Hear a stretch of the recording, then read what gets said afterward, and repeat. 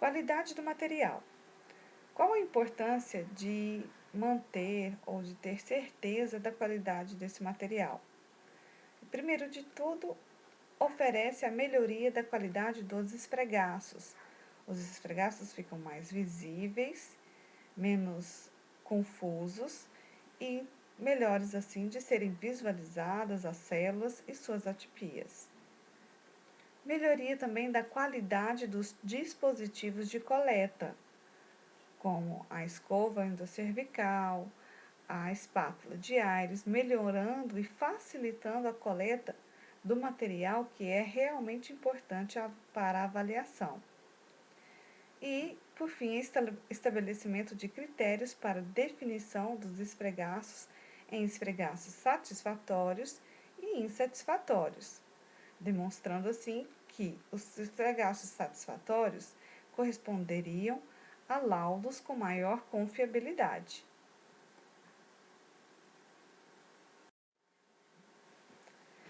Na categoria de satisfatório, para avaliação, deve-se descrever a presença ou a ausência de componentes endocervicais ou zonas de transformação e quaisquer outros indicadores de qualidade, por exemplo, parcialmente obscurecido por sangue ou por inflamação e etc.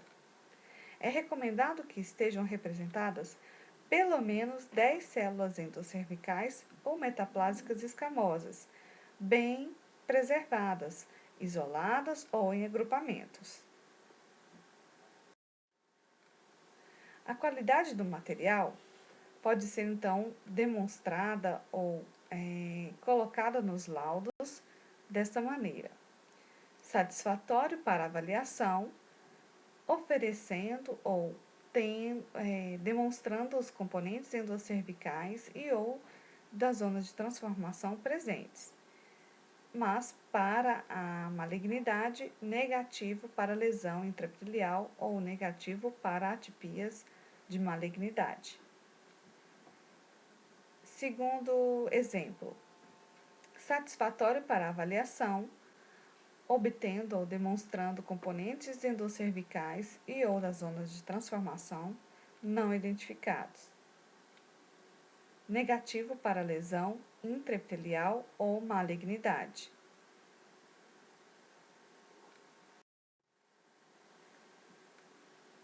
Qualidade do material. Quanto à celularidade, o aspecto então, citológico para classificar a amostra em satisfatória seria uma estimativa mínima de 8.000 a 12.000 células epiteliais escamosas bem preservadas e bem visualizadas, contadas então pelos métodos semi-quantitativos, de acordo com cada campo observado. Mas esse método apresenta limitações, como a presença de células agrupadas, esfregaços atróficos e citolíticos.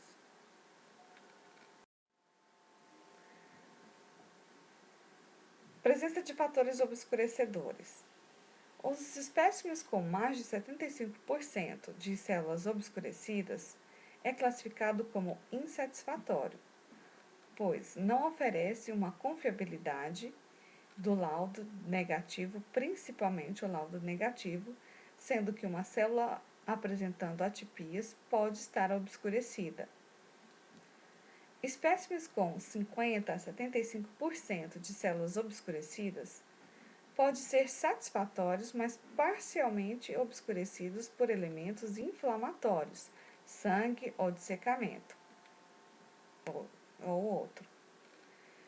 Neste caso, oferece então a responsabilidade ou transfere essa responsabilidade para o médico clínico, que pode avaliar ou observar esse laudo e mantê-lo ou pedir uma nova amostra. Esse laudo, apresentando então de 50 a 75% de células obscurecidas, pode ser mantido quando a paciente não apresenta o histórico de lesão intraepitelial, quando não oferece histórico de infecção sexualmente transmissível ou qualquer outro componente que leva ao aparecimento de atipias de lesão pré-neoplásica nas células, no trato genital feminino. No entanto, para mulheres que apresentam um histórico positivo para lesão intraepitelial ou ou apresentam um comportamento que oferece risco, ou seja, aumenta a probabilidade de desenvolver as atipias pré-neoplásicas, o médico ginecologista ou clínico pode então descartar e pedir uma nova amostra. A presença de células anormais sempre torna o esfregaço satisfatório.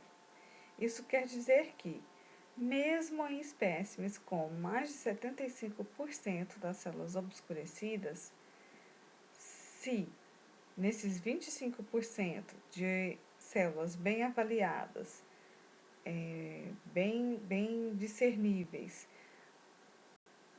apresentar células com anormalidades, esse laudo é considerado então, ou essa amostra é considerada então uma amostra satisfatória.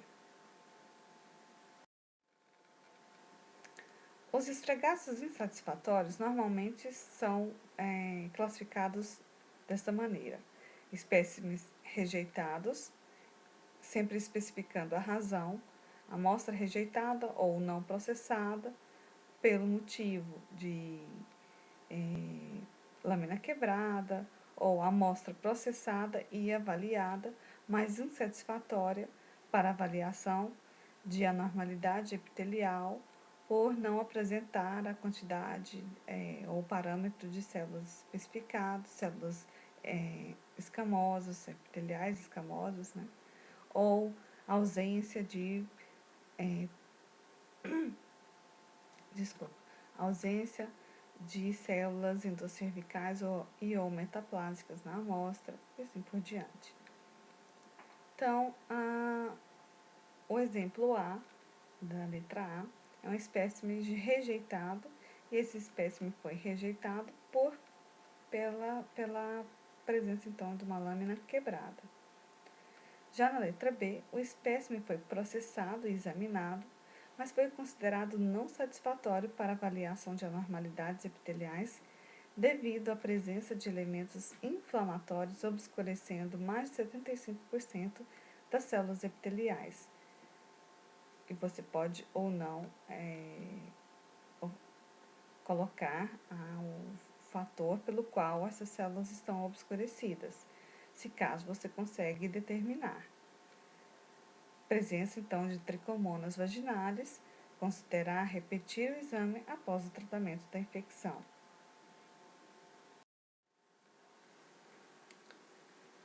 Então, pelo sistema de Bethesda, em 2001, pode ser negativo para lesão intraepitelial ou neoplasia maligna, mas pode apresentar outras alterações provocadas por organismos como tricomonas vaginalis, fungos morfologicamente consistentes com cândida, alterações na microbiota vaginal consistentes com vaginose bacteriana, presença de bactérias morfologicamente consistentes com actinomyces, alterações celulares consistentes com o vírus herpes simples.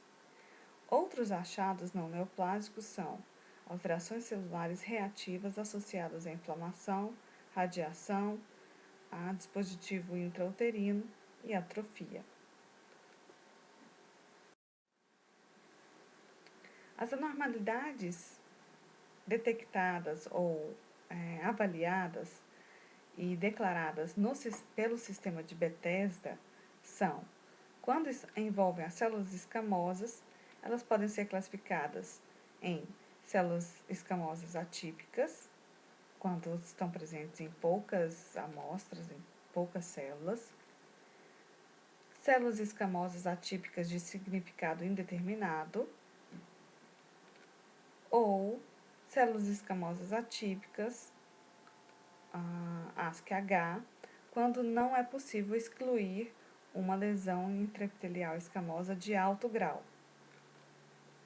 Pode ser classificado também como lesão intraepitelial escamosa de baixo grau, lesão intraepitelial escamosa de alto grau ou lesão intraepitelial com características suspeitas de invasão, se houver a suspeita. E, por fim, a classificação da alteração em carcinoma de células escamosas. Quando afeta ou se refere a células glandulares, a classificação corresponde a células glandulares atípicas, sendo essas endocervicais, endometriais ou não especificadas, células endocervicais possivelmente neoplásicas, ou células endometriais possivelmente neoplásicas, ou presença de adenocarcinoma endocervical in situ, ou a última classificação, que seria aqui demonstrando sempre em grau, né, de severidade do menor para o maior, o último, que seria o grau maior, adenocarcinoma. Nomenclatura brasileira. Bom, no Brasil, o sistema instituído não é o sistema de Bethesda, e sim a nomenclatura brasileira para laudos citológicos cervicais. Em 2002 foi feita uma revisão e essa nomenclatura brasileira começou a contemplar os aspectos de atualidade tecnológica e sua similaridade com o sistema de Bethesda, que foi instituído em 2001, facilitando assim a equiparação dos resultados nacionais com os internacionais e também facilitando a interpretação dos laudos tanto para os médicos citopatologistas, médicos patologistas, ginecologistas e clínicos. Bom, esse sistema da nomenclatura brasileira também foi instituída em 3 etapas. A primeira, avaliação pré-analítica, sendo a amostra rejeitada por ausência ou erro de identificação da lâmina ou do frasco, identificação da lâmina ou do frasco não coincidente com a do formulário, lâmina danificada ou ausente e causas alheias ao laboratório, sempre especificando. A paciente não levou a amostra, o paciente não quis fazer a coleta, enfim, outras causas.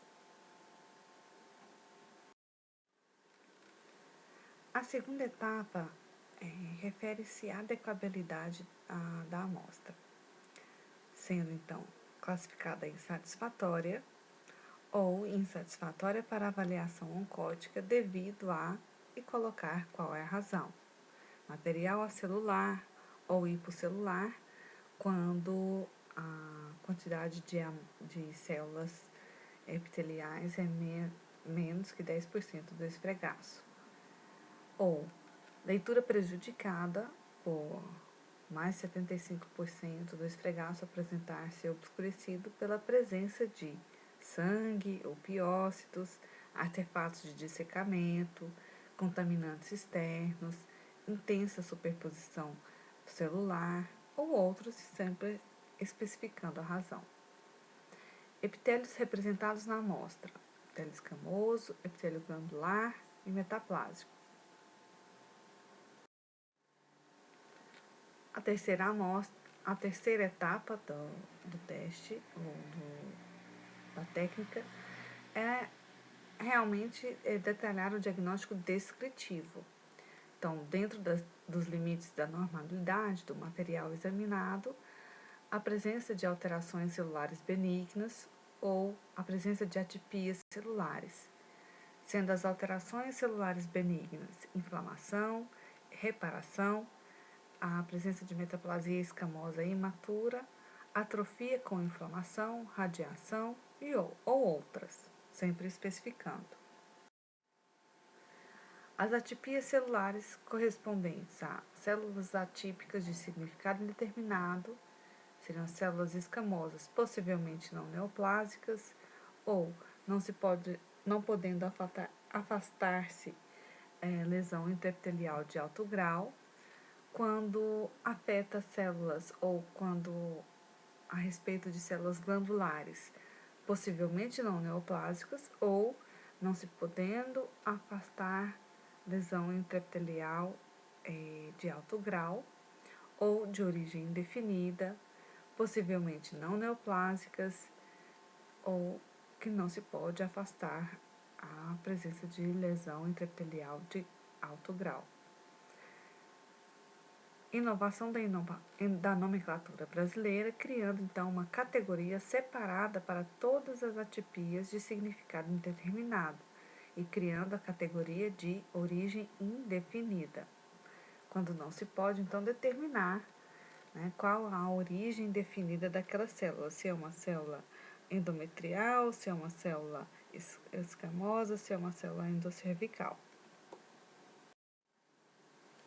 Em células escamosas, as lesões ou as atipias vão ser determinadas em lesão intraepitelial de baixo grau, compreendendo o efeito citopático do HPV, que é a coelocitose, neoplasia intraepitelial cervical de grau 1.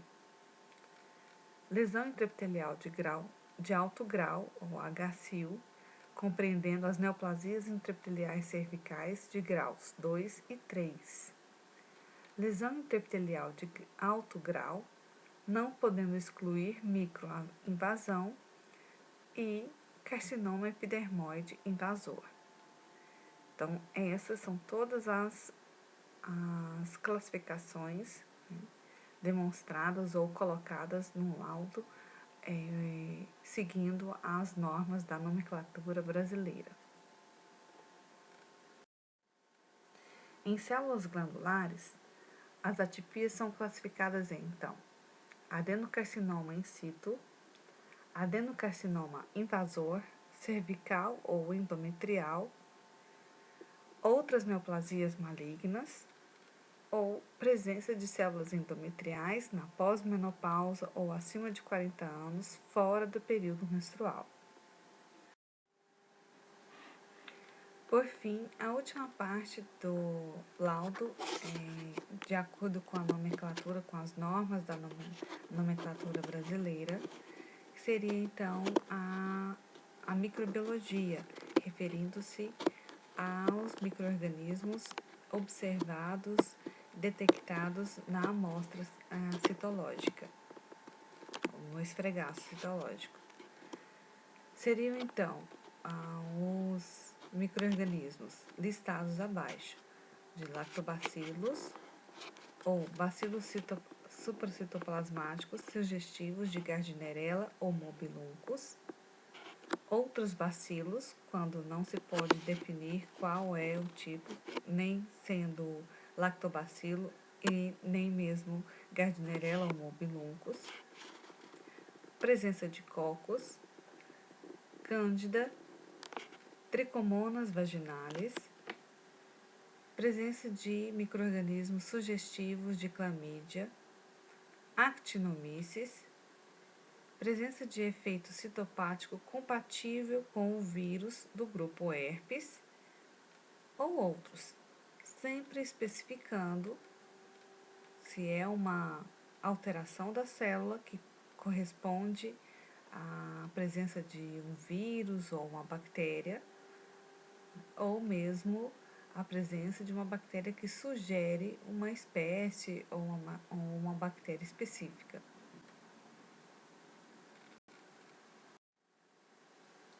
Chegamos então ao fim desta aula. Agradeço a atenção de todos. Qualquer dúvida, vocês podem deixar nos comentários ou trazer no dia do encontro, que é realizado então na terça-feira, ou então depois nós podemos também realizar encontros ou atividades durante as aulas práticas. Obrigada e até a próxima aula.